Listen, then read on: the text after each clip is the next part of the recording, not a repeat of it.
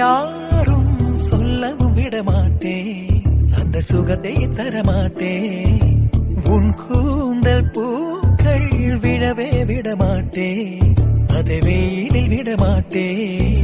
பெண்கள் வாசம் என்னை தவிர இனி வீசக்கூடாது. அன்னை தெரசா அவரை தவிர பிறர் பேசக்கூடாது. நீ போகும் தெருவில் ஆண்களை விடமாட்டேன், சில பெண்களை விடமாட்டேன்.